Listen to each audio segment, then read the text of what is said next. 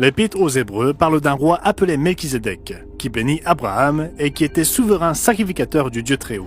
Dans Hébreux 6, verset 20, nous lisons que Jésus est devenu souverain sacrificateur pour toujours selon l'ordre de Melchizedek. Qui était ce personnage et quel est son lien avec Jésus? La première référence à Melchizedek se trouve dans Genèse 14, versets 18 à 20. Melchizedek, roi de Salem, fit apporter du pain et du vin. Il était sacrificateur du Dieu Très-Haut. Il bénit Abraham et dit « Béni soit Abraham par le Dieu Très-Haut, maître du ciel et de la terre. Béni soit le Dieu Très-Haut qui a livré tes ennemis entre tes mains. » Et Abraham lui donna la dîme de tout. Examinons maintenant 3 indices qui révèlent le lien entre le mystérieux Melchizedek et Jésus-Christ. Indice numéro 1.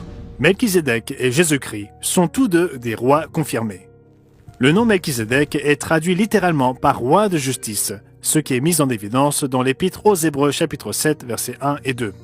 En effet, ce Melchizedek était roi de Salem, sacrificateur du Dieu Très-Haut. Il alla au-devant d'Abraham lorsqu'il revenait de la défaite des rois. Il le bénit et Abraham lui donna la dîme de tout. Il est d'abord roi de justice. La suite du verset 2 explique également que le titre roi de Salem, trouvé premièrement dans Genèse 14 verset 18, signifie roi de paix. Jésus porte également le titre de roi. Jésus qui est né pour être roi est appelé le prince de la paix et le germe de justice, qui exercera la justice et l'équité sur la terre. Son règne à venir à Jérusalem donne à la ville le nom de l'Éternel notre justice. Il est également appelé roi des rois et seigneur des seigneurs. Donc l'indice numéro 1 est Melchizedek et Jésus-Christ sont tous deux des rois confirmés. L'indice numéro 2, Melchizedek et le Christ partagent un lien particulier avec Jérusalem. Melchizedek est appelé roi de Salem ou roi de paix, comme nous venons de le voir. Mais Salem était aussi une ville. Salem était en fait un ancien nom de la ville de Jérusalem, et Jérusalem est même parfois appelé Salem dans la Bible.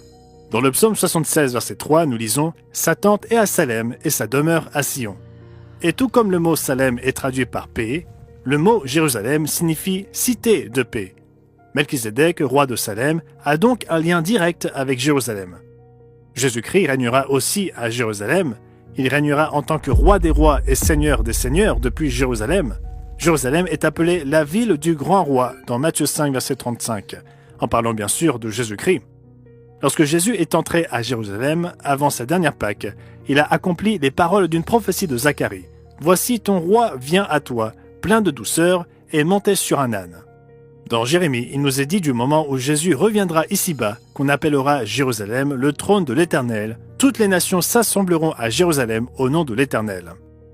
Nous voyons donc que Melchizedek était roi de la ville connue aujourd'hui sous le nom de Jérusalem et que Jésus régnera en tant que roi de Jérusalem, mais il régnera aussi sur toute la terre.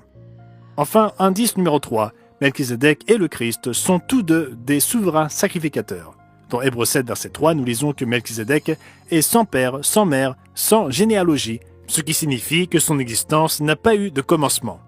Il n'a ni commencement de jour, ni fin de vie, c'est-à-dire qu'il possède la vie éternelle. Mais il est rendu semblable au Fils de Dieu, ce Melchizedek demeure sacrificateur à perpétuité.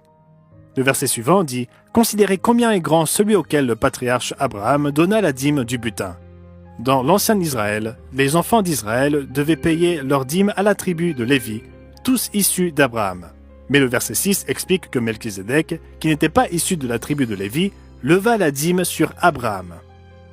De plus, Lévi qui perçoit la dîme l'a payée, pour ainsi dire, par Abraham, car il était encore dans les reins de son père lorsque Melchizedek alla au-devant d'Abraham. En d'autres termes, ce Melchizedek était le souverain sacrificateur auquel même le patriarche Abraham, et par conséquent, tous les enfants d'Israël payaient la dîme.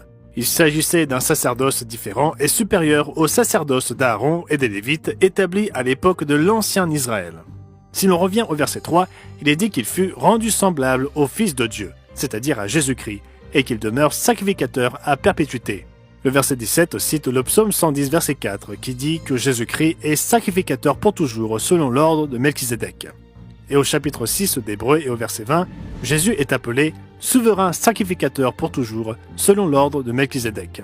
D'autres passages désignent également Jésus-Christ comme souverain sacrificateur. L'un de ces passages se trouve dans Hébreux 4, verset 14. Il dit « Nous avons un grand souverain sacrificateur qui a traversé les cieux, Jésus, le Fils de Dieu. » Ainsi, comme nous le voyons, Melchizedek et Jésus-Christ détiennent les mêmes titres de noblesse, roi de paix et roi de justice.